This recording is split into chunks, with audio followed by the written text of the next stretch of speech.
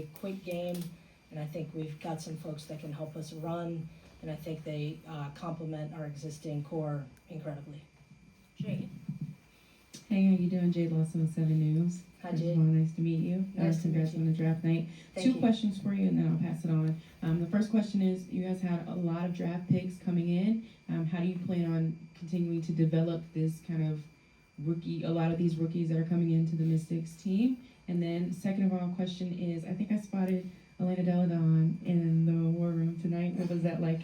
Just kind of having her as a guide as you guys enter this draft year. Oh, I mean, it's amazing to get a champion in the room, and we had her calling our picks in to the league. I think she's just a wonderful presence, and we're just thrilled to have her alongside us tonight.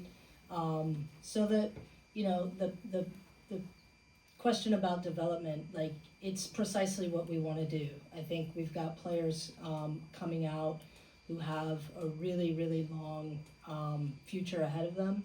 I think we're really excited to help them get, you know, to that next competitive level. It's not easy to be a rookie in the WNBA. We know that, and so I think they will depend a lot on each other. I think they'll depend a lot on our existing core. But Coach Johnson just brought in a really amazing coaching staff, and I know one of the things that he focused on was bringing in people who had a history and a particular acumen and capacity for development, and so that's part of our plan. And so our hope is to bring in these players and give them that opportunity on the court, and we're really excited to see what they do. Hi, good to see you again. Jen Nice to Hatfield. see you.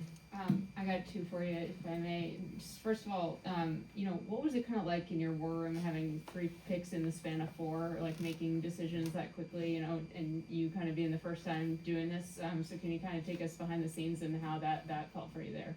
Yeah, it's months of preparation that come down to, I think, probably about 14 minutes on the clock, and I would just say not preparation by myself alone, but it's a quintessential example of teamwork. We had a lot of folks in the room who contributed to the effort, and as I said, that started months ago, long hours, long days, and so it was the culmination of all of that. I think what we saw was the ability to execute in just 12 minutes was a reflection of the kind of preparation that we had. So it's a fantastic energy. It's game night jitters, and then you know, getting out on the court and making decisions. But most importantly, it represents the work you put in before.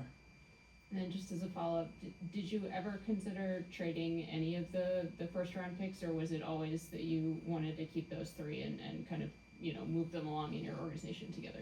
Yeah, I mean, it's a long process, and so I think as we went along, we wanted to keep our eyes wide open for opportunity. Of course, our goal is to help our team get better, and that can happen through drafting players, that can happen through trading the picks, and so we wanted to understand what the opportunities were that were out there and compare those against our goals and make decisions based from there. Jamila, now that the first official draft for you is complete, how are you feeling now that you've been in the process, have gone through the process, had your picks, and you can prepare yourselves for training camp? It's a great question in this moment, to be perfectly honest. I'm excited, I'm elated. I can't wait to meet the people that we drafted, honestly. We've had the chance to talk to them tonight, and they're thrilled, their families are thrilled. It's such a special moment, and as excited as I am to get to the next, I also want to just pause and have the opportunity to pause with them to take this moment in. I look forward to hearing what they hope for in their next steps, but you're right that the season is coming very, very quickly, and so we'll be pivoting very quickly into training camp very soon, and our attention will turn to that, and we're just really ready to go. Jamila, congratulations on tonight.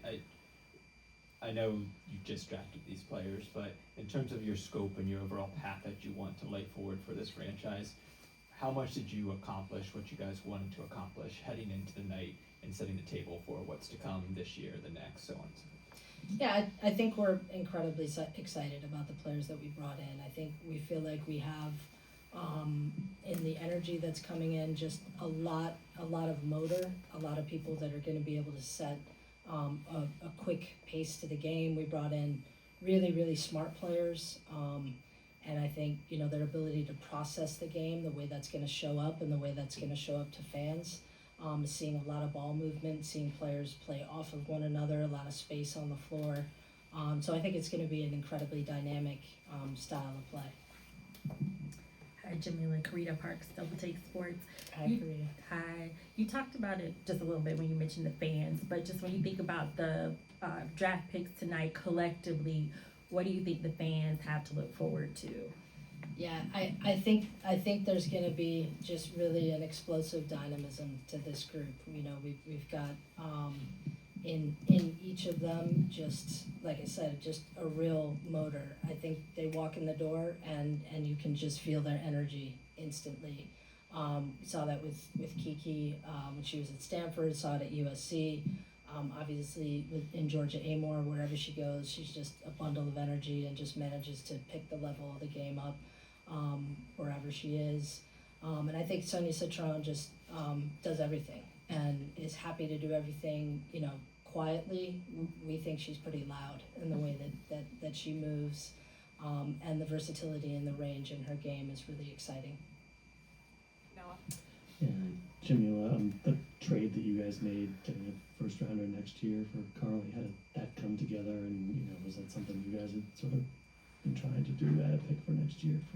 Yeah, you know, I think the trade really just represents another move that's an investment in our future and an investment in bringing in young players to develop. Carly, in a short time with this franchise, just contributed a ton. I think everywhere that she was, on the court, in the community, in the locker room. So we're incredibly grateful for the imprint that she left. I also think we're really excited to watch her contribute to a great team there in Minnesota. I think she has a chance to go and be in some great games and be in an incredibly competitive atmosphere. So we're just happy that, you know, we were in a position to give her an opportunity here, and certainly we'll continue rooting for her. And I think for us, like I said, it's another step towards bringing in more talent. Hi, I'm Mark Gachina with XP Nation. How did Olivia Miles ultimately deciding to stay in school and transfer affect you guys' draft strategy? Yeah, look, I think, you know, not just Olivia Miles, right, but this draft, and certainly I think drafts to come, there's always a question around who's going to be in and who's going to be out, and that's just simply part of the game, if you will. So a number of athletes who could have chosen to come into this draft based on their age or other, you know, the eligibility, chose not to, some chose to. And so, you know, all of us are all the time trying to figure that out and make the best decisions possible. But the reality is there's a tremendous amount of talent to go around. And so with Miles in or out, or other players in or out, we thought that this year's class just had some depth to it and a lot of players who deserved a look. Last question to Kareem. Probably a good problem to have between Shakira, Aaliyah, Kiki. It's a lot of bigs that aren't necessarily similar, but kind of positional wise. So, if that's a word. How do you kind of envision those three kind of being able to play together, or how you guys will use them just from a pure position size kind of standpoint? Yeah, it's a great question. I mean, fortunately for us, those three players are also incredibly versatile. So their skill set allows them to move outside. Their skill set allows them to, you know, create some space and actually move in transition. They complement one another really well. So I anticipate, you know, to your point, you've got some great mid-range game. Obviously, Leah, you know, can take the ball further out. You've got, you know, in Kira, somebody that can break down defenses from the perimeter. And so I think, you know, our hope is that for each of them, that their range of skills is going to be showcased. Thank you. Thanks, you guys.